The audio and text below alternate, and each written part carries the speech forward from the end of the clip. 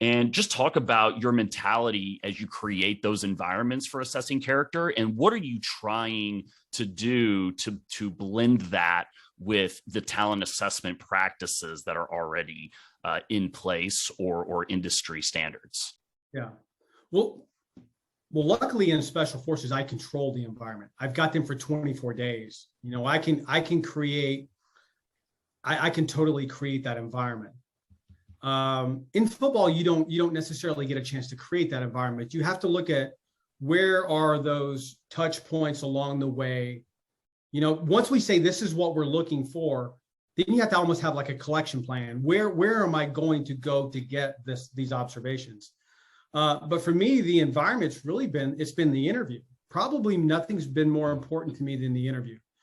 Now, I realize that, a lot of the analysis on interviews, they put them down low. If you look, I think if you, Laszlo Bock, I think, the chief people officer for Google, wrote a book about his time at Google and running their people function. And he talked about the analysis they had done in selection methods and what was most predictive of success. And, obviously, when you do those meta-analysis, the number one is typically intelligence. Number two is typically personality factors.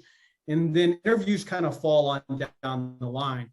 And I understand that interviews can be problematic, but if you do those the right way, in a very structured manner, in a consistent manner where you can kind of compare across time and you're doing things to control for biases, they can be a very, very, very big part of the evaluation. And so for me, essentially, the environment that's created for me, the opportunity that's created for me is that I get to spend about roughly an hour. Sometimes it's more. I'll do multiple touches if I need to, but generally I'll have about an hour with a player where we just talk. I'll let them tell their story. People, places, and events that shape the person and the player you become. And what I'm really farming that for are, I'm trying to understand their beliefs, their values, their attitudes. And, specifically, I'm assessing, the traits associated with our model, because ultimately I've got to be able to answer the question, at the end of the day, when you're making an assessment about character, I tend to focus heavily on let's call it a developmental mindset. You could call it other things, but it's those factors associated with growth and development, because nobody's a finished product. You want them to grow and develop. And then secondly, it's those things that are associated with performance.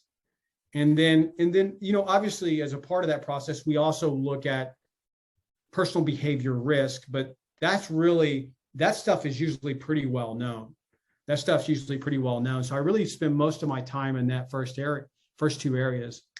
And, I would say, I felt like I've gotten consistently better over time, because I go back, almost annually, every guy in our roster that we selected that I interviewed, but also just kind of looking at guys in the league and how they're playing. And I go back and look at, did I get this one right?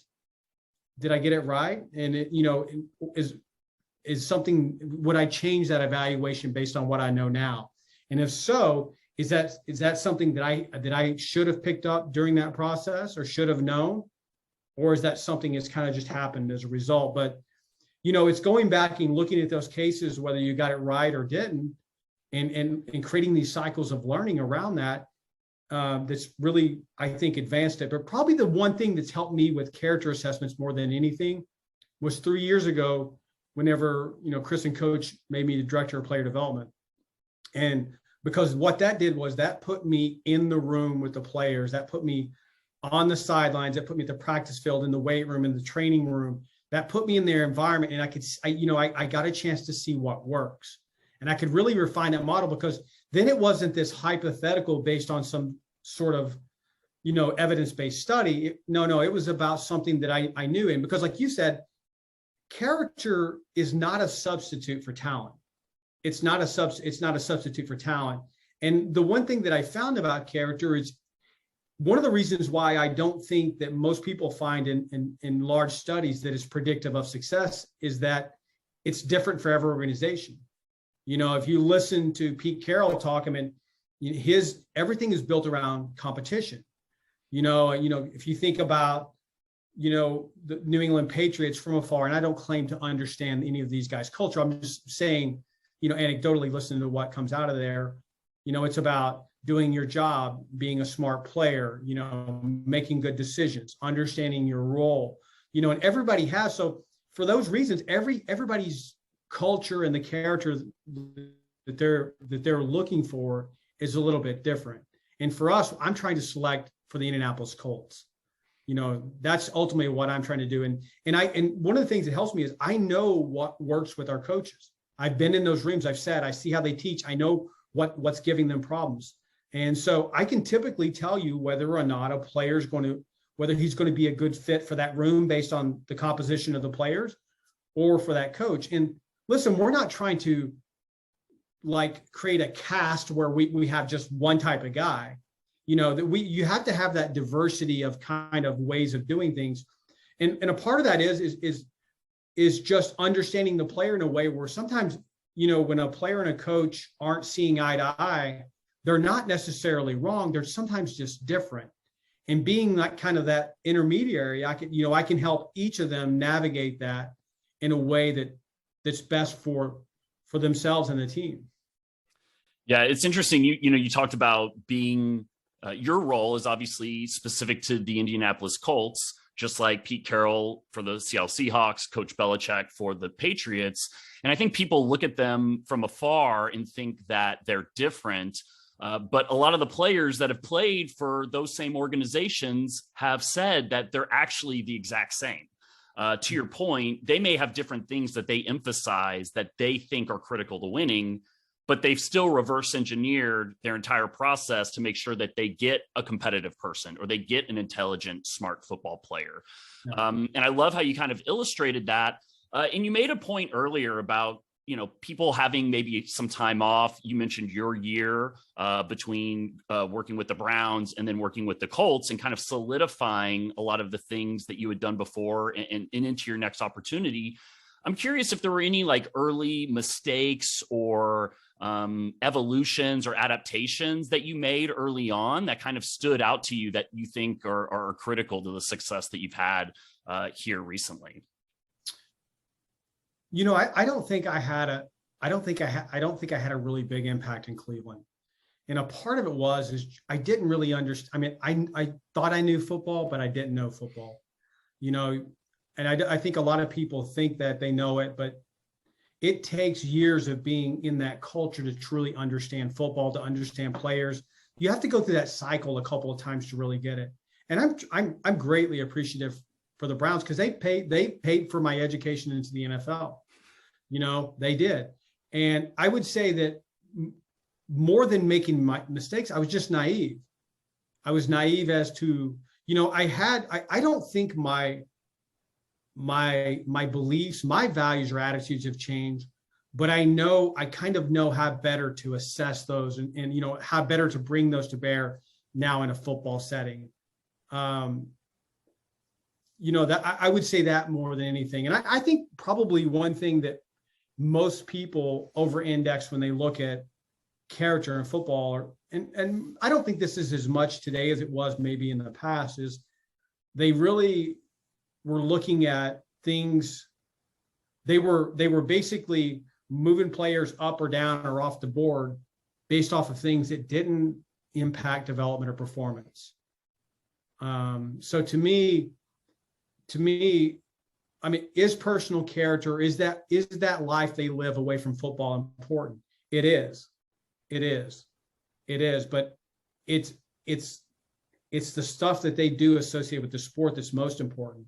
And I'll be honest with you, I think we believe we can change people, and I think that's a good way of kind of thinking, because you want to believe that you can bring out the best in everyone, but I found that it's pretty difficult to change people. It's pretty difficult. I always like to joke with whenever we're talking about someone, I say, did you see the stripeless tiger? at the zoo. And they're like, what are you talking about? I'm like, tigers don't lose their stripes. They don't, people will change in the margins, but if you really know the person really, really well, and you've been able to determine it wasn't something about his environment that created that, you have to make sure you're understanding context. But if they don't really change, they're not going to suddenly fall in love with the game.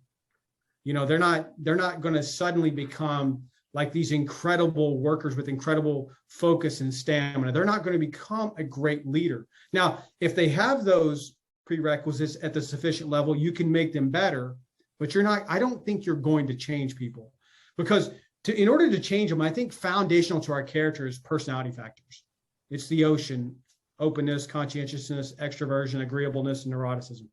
The studies of the big 5 personality factors have found that they don't really change over time. They've done meta-analysis where they've tracked people over 40 years, a large study, and people just don't change. And why are personality factors important? Well, they're kind of presets that drive the way you behave, the way you think. But now that doesn't mean you can't work against the grain. That just kind of, if you play without being conscious of the way you're doing things, that's the way you're likely to go. And so once I understand kind of their personality factors, and I can assess that in an interview, or you can give them a test, but you kind of get a good feel for it. Then it's what you want to understand is, what are their beliefs, values, and attitudes?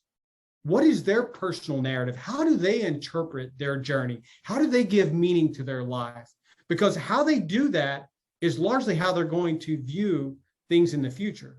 The strategies you use to overcome obstacles are going to be very similar. So, for example, one of the questions we'll always have, and any company would have, is how are people going to handle the transition? The transition. And for us in the NFL, how are they going to handle the transition from college to the NFL? In a business, that might be from how do you handle moving from one business to another, or moving from one level to another. So there's a period of transition. So for me to answer that question, I have to find a very analogous situation in the past and understand what behavioral strategies did he use to overcome that? What patterns of thinking did he have? And so I'll just go back and look at, what did you find most difficult in a transition from high school to college? Talking through that developmental timeline, what does he attribute his rise or those ups and downs to? How did he work to overcome those? What did he learn as a result of those? Because that brings in really that last part. I say beliefs. I want to define these. And I tell this to the coaches, Decker, not Webster, but to me, beliefs are, these things are true. These are things that, coach has a quote, no man becomes suddenly different than his cherished thoughts and beliefs. So I believe, what do they believe is true? Next, I want to understand, what are their values? And when I say values, these are the things that are important. These are the how they go about things that are important in life. And attitude, the third part, is just their perspective, the lens by which they see things. And if I understand those 3 things and the things that I'm measuring, I think we can do it a little better than it's been done historically. Now, I think all teams are getting better at it. I can tell, just looking at who's taking who where based on, having talked to the player myself. So I think we do have I think across the league, we're getting better at this, but I don't think anybody will ever eliminate the human factor.